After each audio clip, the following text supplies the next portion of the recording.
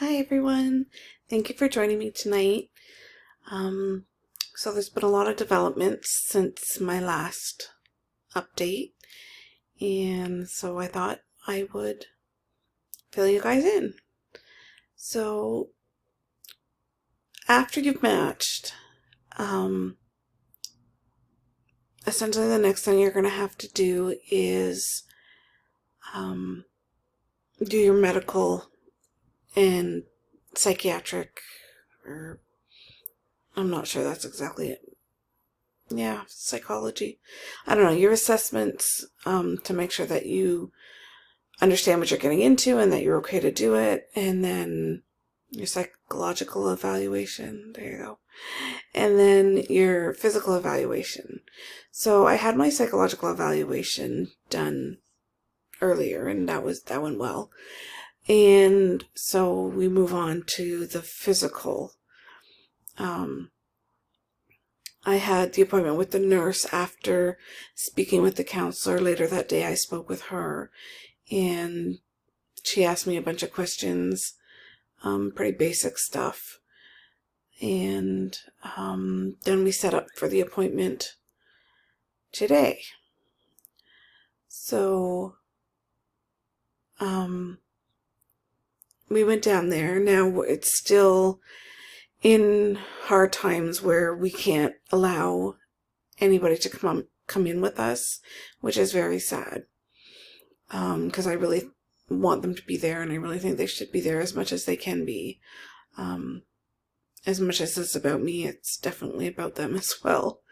A little bit more about me at this point, but it's still important for them because it's part of the journey, part of the process. Just to back up a little bit, I did meet this week also with the high-risk clinic at one of the hospitals.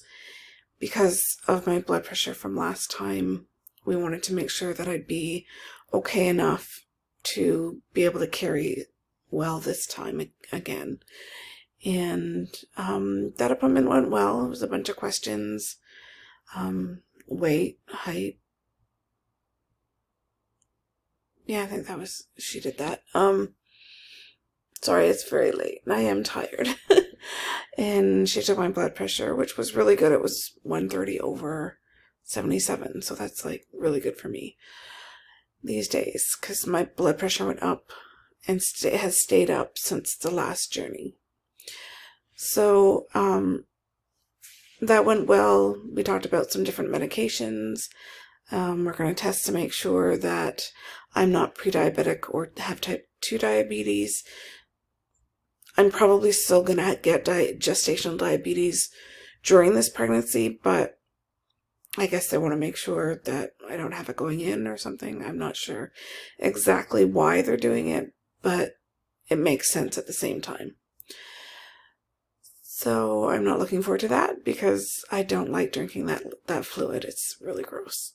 At least, hopefully I'll be able to get out of drinking it again this time, because I know how to take my sugars as a PSW.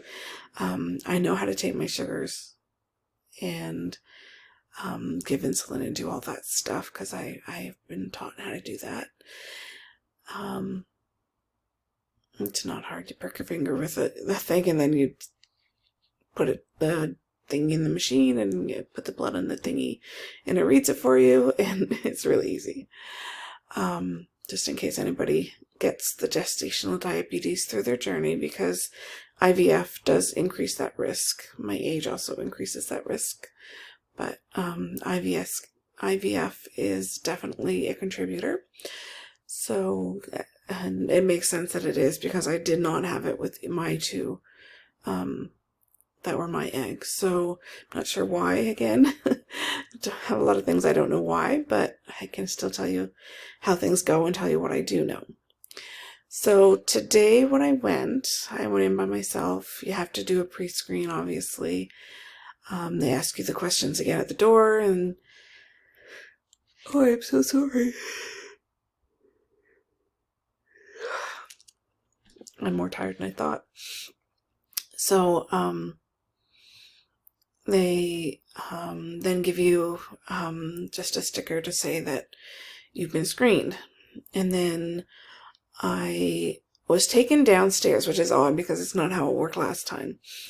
I was taken downstairs to a room, and I thought it was really odd because I was under the impression I was there for an ultrasound. And I was, but I didn't understand what was going on because it was different than the last time. So she did kind of a pelvic exam, pressed on my stomach a little bit, did a breast exam, and took her swabs from vaginal swabs. And I was curious. I'm like, okay, so what are these for? And she told me they're checked for STIs, STDs. And I'm like, well, that's not an issue. Definitely not an issue. As a single person, I'm not dating. I'm not putting myself in a position where that's a possibility. But I understand their concern and that they have to prove that. I would want that too if it was my baby and somebody was carrying it. Make sure nothing gets crosses barriers or whatever. So I did that, and she did my weight, and then I was brought upstairs to do the wonderful 12, 13, whatever it is, many vials of blood, which is why they wanted to make sure I had breakfast before I went for blood work, because they take so much blood. It's hilarious. So with bladder still full, I kind of had wished I had peed at that point, because she did offer me, and I'm like, no, because I needed to be full. And so I waited after the blood work, and I went into a room, and they're like, okay, this is the last room I have to kind of go to. And so that was nice. I'm so sorry. Maybe I should wait till tomorrow to do this. But I went into the room, and she did transvaginal ultrasound, as well as some up top. A lot of pushing on my stomach and stuff. And with me, part of the problem was apparently with the transvaginal, it's very hard to see my ovaries, and they want to see my ovaries. So she ended up going back and forth from the stomach to internally, and she finally was able to get what she needed. And then my nurse was called to come in. Now that was quite a wait for her, but my nurse was called to come in, and then she did the I can't pronounce it. Sonohysterogram. I'm not saying that 100% right. But she came in to do that, and that's the exam where they, in kind of with a little tube, they inject, fluid iodine, I guess she called it, into the uterus, and then they look around. I'm not exactly sure what they're looking for, but I guess just to make sure everything's okay. So, and then upon request, I double checked that that was all that had to be done, and asked when the results would be in, which I knew the answers to, but just to put everybody's mind at ease. And the answers were exactly what I thought. Yeah, we were pretty well done when I was done. And then it'd be 3 to 4 weeks before the results came in. But we are wanting to make sure my blood sugar or blood pressure is stable. And I have to have a mammogram, which I'm not looking forward to. But I guess that will be next week if all plays out the way it should. And that'll contribute to everything being hopefully done and ready to go for in about a month. And then after that, it's legals. So after the exam with the nurse, my doctor wasn't, or I guess sort of my doctor, their doctor, because it goes by whose embryo it is. But the doctor wasn't there, so I got I had to see a different doctor, which was fine. I was a little nervous, but he was actually really nice. And I just had to sign paperwork to say, yeah, they did everything, all the tests and everything, and tried to make sure that I was as healthy as possible for this journey. So if all goes well, in about a month, we should find out if we're not past what we need to do to pass, or maybe there's something we don't know from the ultrasounds and all the poking and prodding I went through today.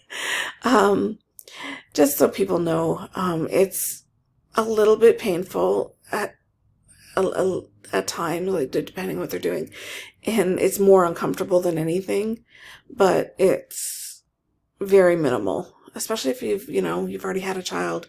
Childbirth is much worse, so just remember the end result's going to be much worse than that. So it's all good, but all worth it in the end. Just that knowledge that you've made a beautiful family. So I apologize for my yawns and my tiredness. It is like 1 o'clock and 12:30 in the morning. So I guess I'm getting tired.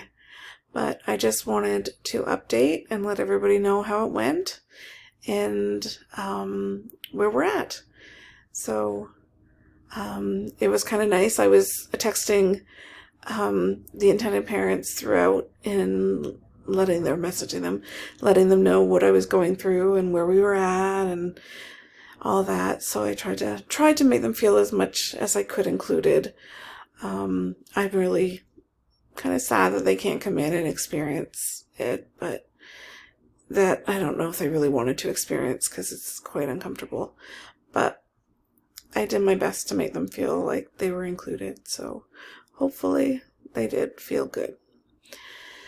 So I will probably be updating again in a month because there's not going to be much more going on in between. We'll still have our conversations and do all of that and go from there.